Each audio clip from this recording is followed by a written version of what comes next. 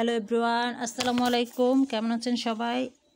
আশা করি সবাই ভালো আছেন। আমিও ভালো আছি আলহামদুলিল্লাহ। আজ আপনাদের জন্য নিয়ে এসেছি সালোয়ারে কিভাবে এলাস্টিক লাগাতে হয়। আমি সালোয়ারটা চারপাশ সম্পূর্ণটাই সেলাই করে নিয়েছি, শুধুমাত্র মাজায় যে এলাস্টিক লাগাবো এটা বাকি আছে। সালোয়ারটা যার তার মাজা কোমর হচ্ছে গিয়ে আপনার 44, কিন্তু এখানে আমরা 11 ইঞ্চি একটা এলাস্টিক নিব, যেটা ডাবল করলে 44 হয়। আমি 11 নিয়েছি, কিন্তু থাকবে 10, অর্থাৎ আমার সেলাইতে 1 ইঞ্চি করে চলে যাবে। দেখেন আমি কিভাবে সেলাই করি। 3-4টা সেলাই দিয়ে নেবেন, তাহলে শক্ত হবে। যারা আমার চ্যানেলটি সাবস্ক্রাইব করেছেন তাদেরকে অসংখ্য ধন্যবাদ, আর যারা এখনও করেননি তারা প্লিজ দয়া করে সাবস্ক্রাইব করে নেবেন এবং পাশে বেল বাটনটা ক্লিক করবেন, যাতে পরবর্তী নোটিফিকেশন আপনাদের মোবাইলে খুব তাড়াতাড়ি চলে যায়। এবার আমি ইলাস্টিকটাকে 2 ভাগে ভাগ করে নিয়েছি, চক দিয়ে একটু দাগ দিয়ে নিয়েছি, আর সালোয়ারটা ওটারও মাজায় 2 পাশে দাগ দিয়ে নিব। তার আগে 1/2 ইঞ্চি পরিমাণ সেলাই দিয়ে নিব, তাহলে পরবর্তীতে ইলাস্টিকটা লাগানোর সময় আমার সুবিধা হবে। এরকম সেলাই এবং কাপড় কাটার ভিডিও যারা দেখতে চান তারা অবশ্যই কমেন্ট করবেন। আমি চাহিদা অনুযায়ী ভিডিও দেওয়ার চেষ্টা করব। এখন আমি চক দিয়ে মাজায়ও এলাস্টিকে যেরকম দাগ দিয়েছি ওইভাবে দাগ দিয়ে নিব, অর্থাৎ 2 ভাগ করে নিব।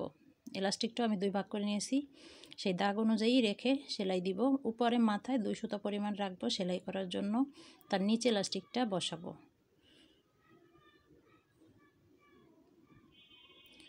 আমার একটা সেলাই দেওয়া হয়েছে, এখন আরেক পাশে অপোজিট পাশে সেলাইটা দিব। আপনারা একটু খেয়াল করে দেখবেন যে আমি ভাঁজটা কিভাবে করি। দেখেন আমি 2 সুতা পরিমাণ মাথায় রেখে আমি এলাস্টিকটা বসিয়েছি। এখন এইভাবে চাপ দিয়ে ভাঁজ করে সেই কাপড়ের উপর সেলাইটা দিব, অর্থাৎ আমি যে 2 সুতা কাপড় ভাঁজ করে সেলাই দিয়েছিলাম ওইটার উপর সেলাই দিবেন। ভুলেও আবার এলাস্টিকের উপর দিবেন না, তাহলে আর টেনে বড় করতে পারবেন না।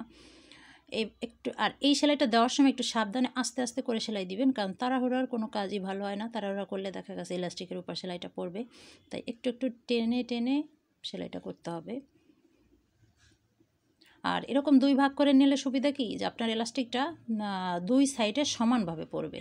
দেখা গেছে আপনি যদি ভাগটা না করে নেন, তাহলে যখন গোল করে টেনে সেলাইটা করবেন, তারপরে কোনো জায়গায় বেশি পড়বে, কোনো জায়গায় কম পড়বে। তখন সালোয়ারের যে শেপটা অথবা সালোয়ারের যে ঘেরটা ওটা সুন্দর হবে না। কোনো জায়গায় আপনার পড়তে গেলে বুঝতে পারবেন যে তখন একটু সমস্যা মনে হবে। আর এই শেষে এসে যদি কাপড় বলে, অনেক সময় সেলাই করতে গেলে একটু বলে যায়, তখন একটু হালকা একটা কুচি দিয়ে আটকে দিবেন।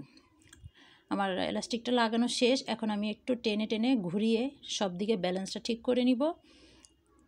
আমার ঘোরানো শেষ, এবার আমি সেলাই করব। অনেকের আবার মাঝখানে একটা সেলাই দেয়, কিন্তু আমি একটা দিই না, আমি 2 সাইডে 2টা দিই, তাহলে ফিনিশিংটা অনেক সুন্দর হয়, দেখতে অনেক ভালো লাগে। একেবারে রাবারটা মনে হয় যেন মিশে থাকে কাপড়ের সাথে।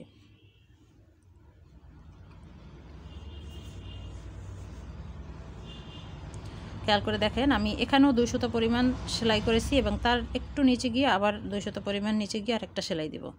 এই সেলাইটা দেওয়ার পরে এলাস্টিকের যে লুকটা এটা অনেক সুন্দর হয়, দেখতে অনেক ভালো লাগে।